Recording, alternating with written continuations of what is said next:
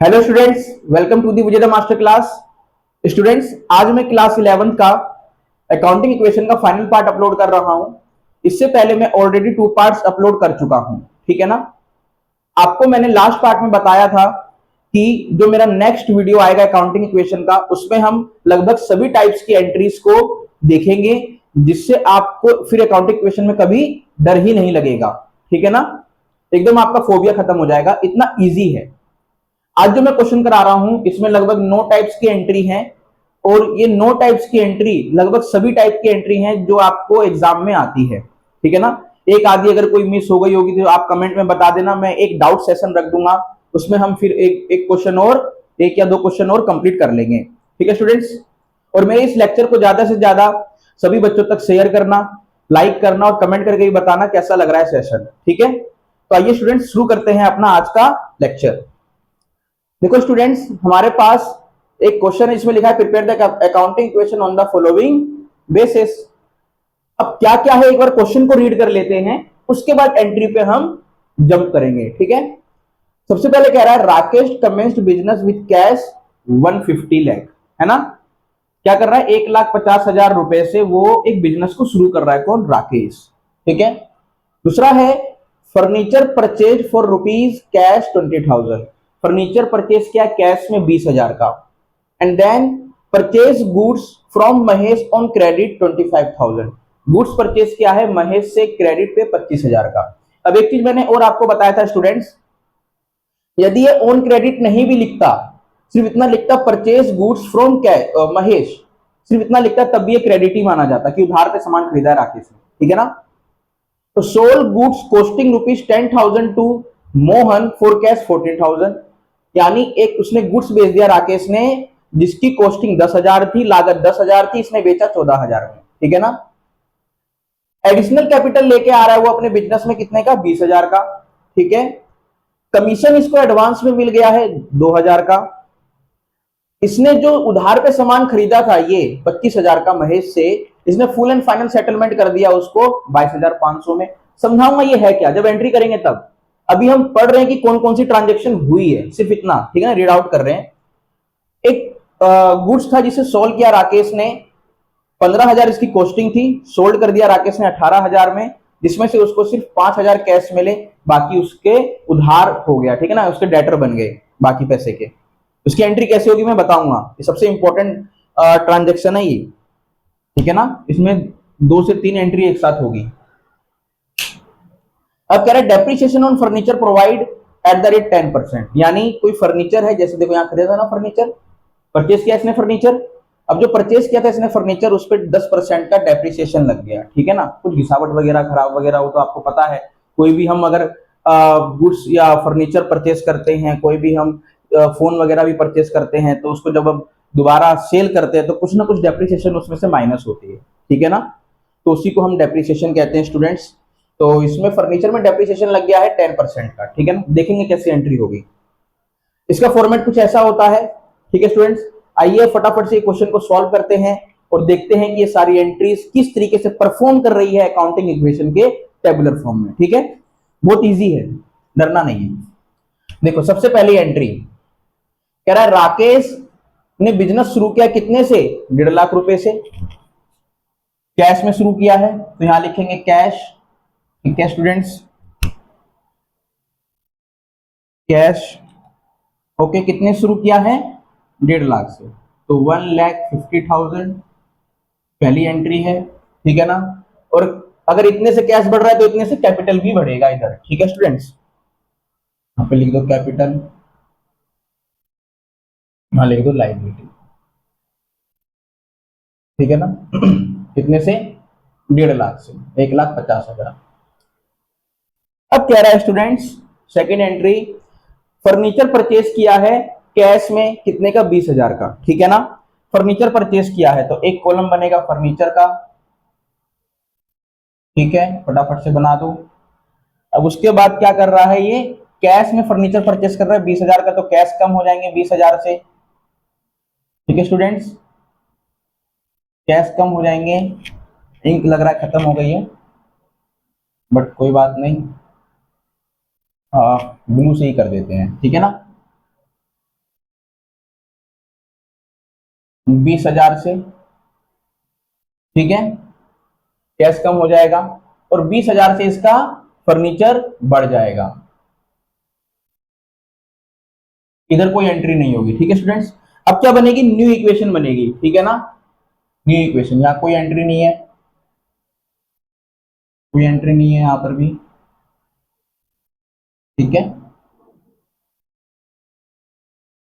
New equation. अब new equation में 1.5 लाख में से 20,000 माइनस कर दो, क्या बचेगा स्टूडेंट्स, 1,30,000, 1,30,000, 1,30,000 प्लस 20,000,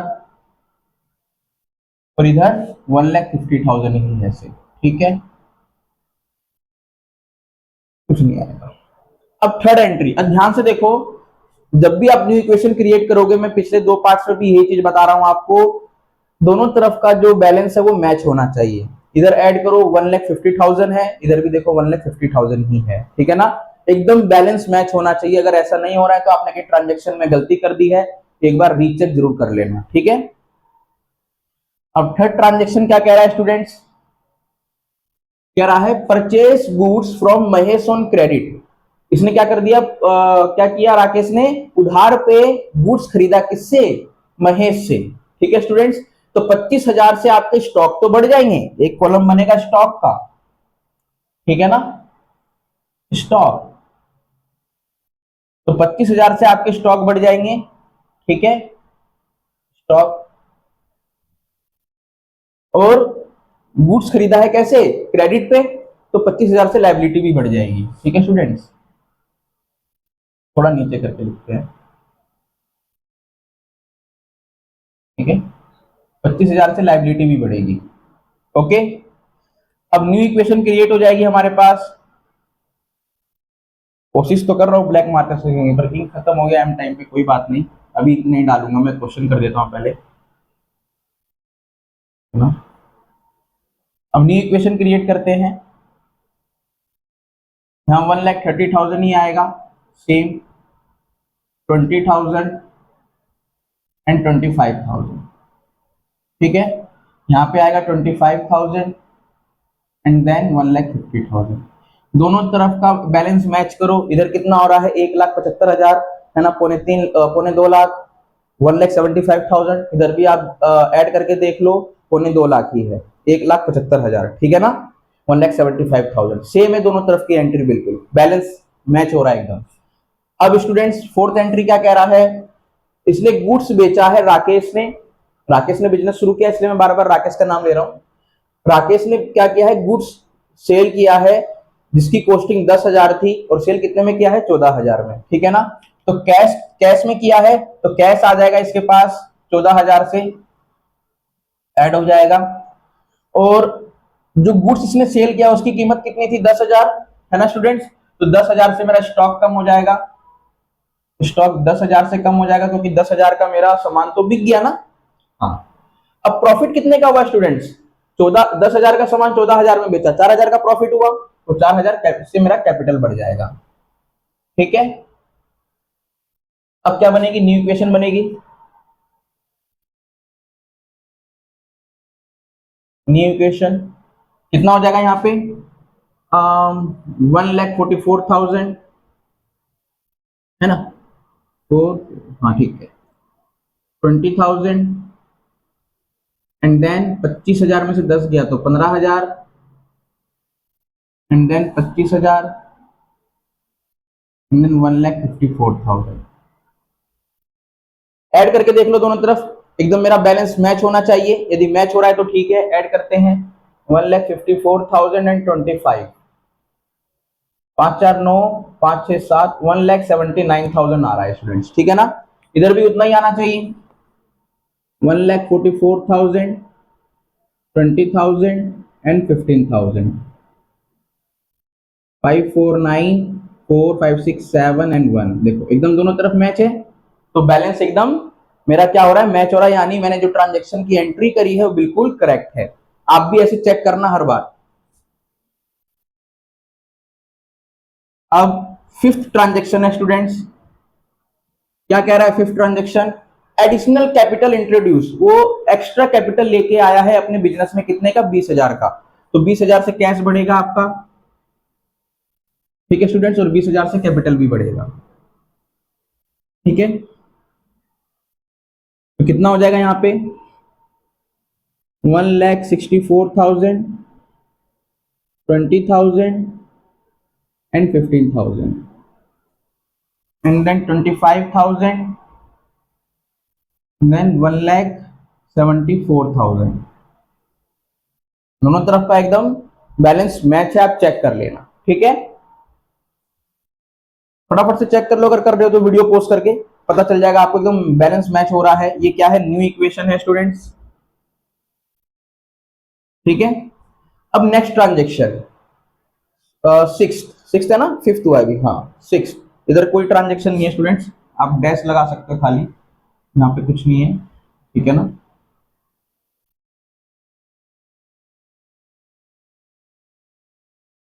ठीक है, सिक्स ट्रांजेक्शन क्या कह रहा है, कमीशन रिसीव्ड इन एडवांस 2,000। किसी काम के लिए राकेश को कमीशन मिल गई, वो भी एडवांस में 2,000।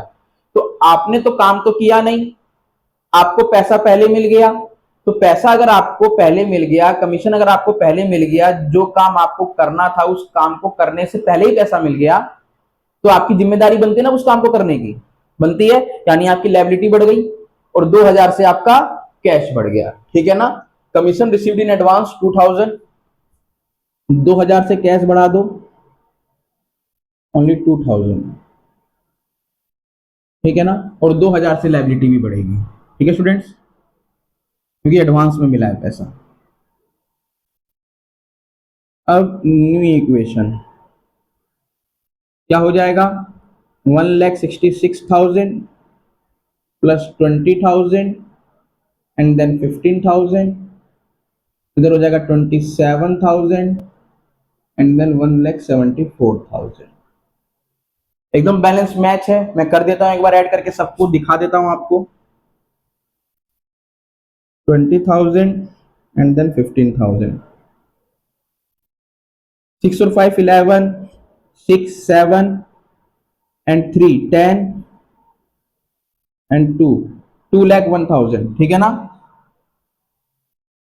अब इधर भी देख लो, 1,74,000 एंड 27,000, 0 0 0 7 और 4 1 11 7 8 8 और 2 10 2 2,01,000 इधर, 2,01,000 इधर, एकदम करेक्ट है स्टूडेंट्स, यानी बैलेंस मैच हो रहा है। मेरी ट्रांजेक्शन की जो भी एंट्री है बिल्कुल ओके, ठीक है, एकदम ओके रिपोर्ट है, ठीक है स्टूडेंट्स, क्या है, ओके रिपोर्ट है। सिक्स ट्रांजेक्शन हुआ था, हम 7 ट्रांजेक्शन करेंगे। 7th ट्रांजेक्शन क्या कह रहा है, paid to creditor in full settlement 22,500। इसने जो यहाँ पे उधार पे स्टॉक खरीदा था, गुड्स खरीदा था 25,000 का, अब इसने फुल एंड फाइनल सेटलमेंट कर दिया 22,500 में। इसका मतलब क्या हुआ, कह रहा है देख भाई महेश, मेरी इससे ज्यादा देने की अभी हिम्मत नहीं है, इतने में ही अकाउंट क्लोज कर मेरा। मैंने 25,000 का सामान लिया था, 2,500 डिस्काउंट दे दे यार, ठीक है ना, तो 22,500 ही ले ले, खत्म कर कहानी, ठीक है ना। तो 22,500 का यहाँ पे क्या हो रहा है, उसको प्रॉफिट हो रहा है, क्यों, क्योंकि 25,000 का जो इसके ऊपर उधार था, इसने दिया कितना, 22,500, तो कैश कम हो जाएगा 22,500 से, ठीक है ना। लाइबिलिटी कम हो जाएगी पूरी 25,000 से, क्योंकि अब इससे फ्यूचर में पैसे तो मांगेगा नहीं, क्योंकि फुल सेटलमेंट किया है। कैश इतने से कम होगा, लाइबिलिटी इतने से कम होगी, और इसने कम पैसे दिए हैं और फुल एंड फाइनल सेटलमेंट हो गया है, तो प्रॉफिट हो जाएगा 2,500 का, ठीक है ना। तो देखो स्टूडेंट्स, कैश कम होगा मेरा कितने से, 22,500 से,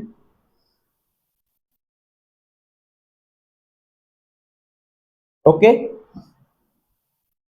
एंड देन लाइबिलिटी भी मेरी कम हो जाएगी कितने से, 25,000 से, ठीक है। एंड देन प्रॉफिट ऐड हो जाएगा मेरा 25, ढाई होगा ना, 523, हाँ 2,500 से मेरा प्रॉफिट ऐड हो जाएगा 2,500 से, ठीक है। अब क्या बनेगी, न्यू इक्वेशन बनेगी, बना दो फटाफट से न्यू इक्वेशन। लेस कर दो इसमें से एक 66 में से 22,500, जीरो अगेन जीरो, 10 में से 5 गया 5, है ना, 5 में से 2 गया 3, 6 में से 2 गया 4 एंड 1, 1,43,500, ठीक है। 20,000, 15,000, और इधर कितना बचेगा 2,000, एंड देन इधर कितना हो जाएगा 0 0 5 4 5 6 7 एंड 1। दोनों तरफ का अकाउंट एकदम मैच हो रहा है, आप लोग जरूर चेक करना वीडियो पोस्ट करके, ठीक है। अब हम करेंगे 8th ट्रांजैक्शन, जो कि इंपॉर्टेंट भी है, ठीक है। यहाँ पे क्योंकि 2-3 चीजें एक साथ लिखी हुई है, ऐसे क्वेश्चंस को ध्यान से पढ़ना, बात करना क्वेश्चन से, कहना क्या चाह रहा है समझ में आ जाएगा, बिल्कुल इजी है। कह रहा है कि उसने क्या कर दिया, एक उसके पास एक गुड था, एक स्टॉक था 15,000 का, और उसने इस 15,000 के स्टॉक को सेल कर दिया 18,000 में, और जब सेल किया 18,000 में तो इसको जो पैसा मिला सिर्फ 5,000 मिला। तो जो इसका कॉस्टिंग था गुड्स का 15,000 में से 18,000 का सामान उसने बेच दिया, ठीक है ना। इसको कैश कितना मिला 5,000। तो सबसे पहले तो क्या करोगे, स्टॉक आप पूरा 15,000 से माइनस कर दोगे, ठीक है। फिर कैश कितना मिला 5,000, तो 5,000 कैश में ऐड कर दोगे, ठीक है ना। फिर उसके बाद आप देखोगे कि कितने पैसे रह गए यहाँ पे, 5,000 तो इसने दिया, कितने रह गए, उधार पे सामान खरीदा ना, इसका मतलब इसने जिसको भी इसने सामान बेचा वो उधार पे बेचा, ठीक है। तो जो सामान इसने उधार पे बेचा तो 5,000 उसमें से मिले, तो कितने रह गए 13,000, 13,000 से डेटर बढ़ जाएगा, ठीक है। और उसके बाद प्रॉफिट कितने का हुआ स्टूडेंट्स, 15,000 का सामान 18,000 में बेचा, 3,000 का प्रॉफिट हुआ, तो यहाँ पे आप 3,000 से कैपिटल में ऐड कर दोगे। 4 ट्रांजेक्शन एक साथ हुई है।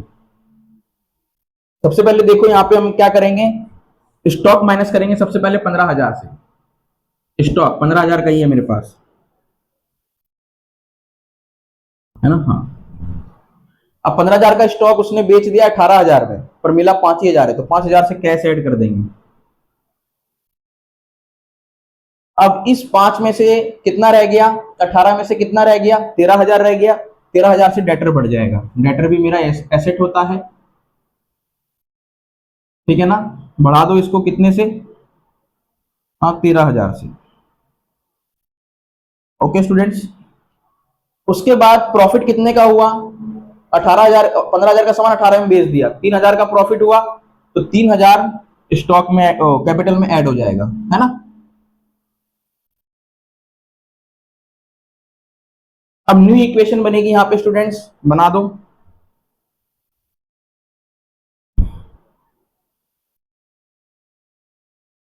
ऐड कर दो फटाफट से इसको, कितना हो जाएगा 0 0 5 8 4 1, 1,48,500, ठीक है।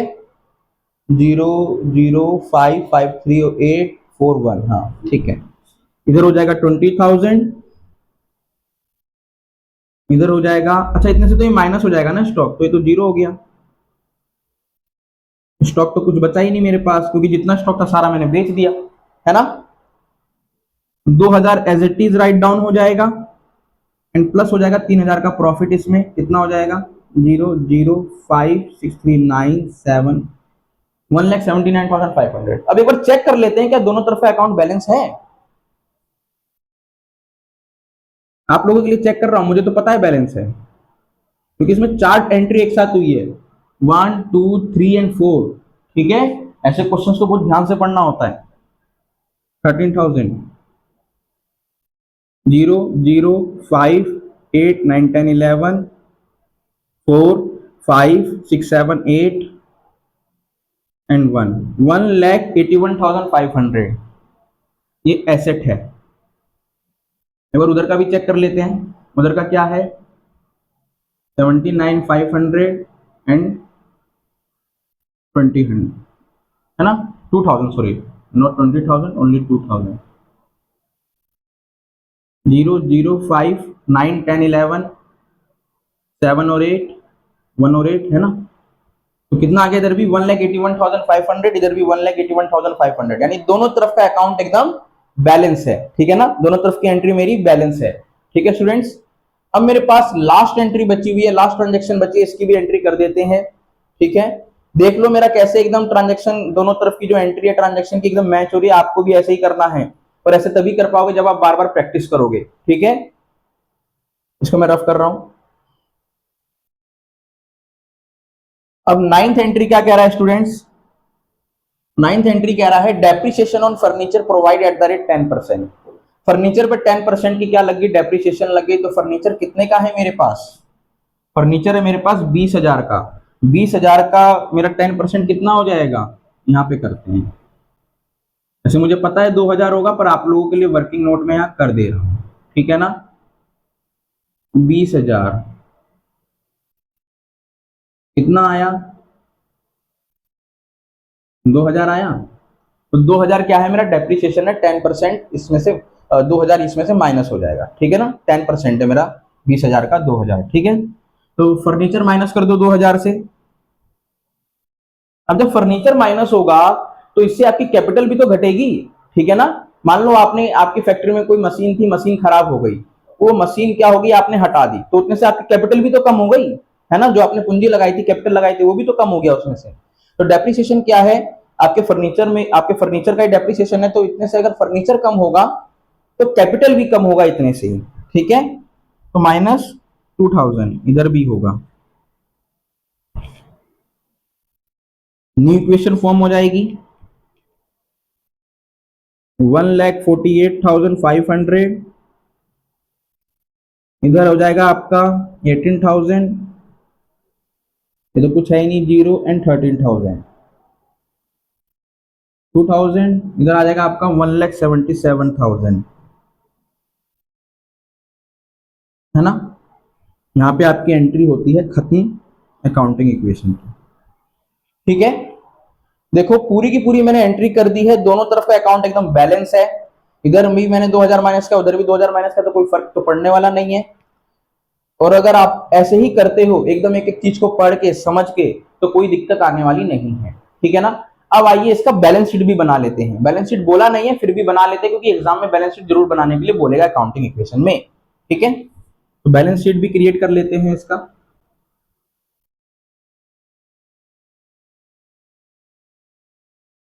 इसकी भी इंक लग रहा है खत्म हो गई है, पर कोई नहीं, एक हल्की सी एंट्री करनी है मेरे को।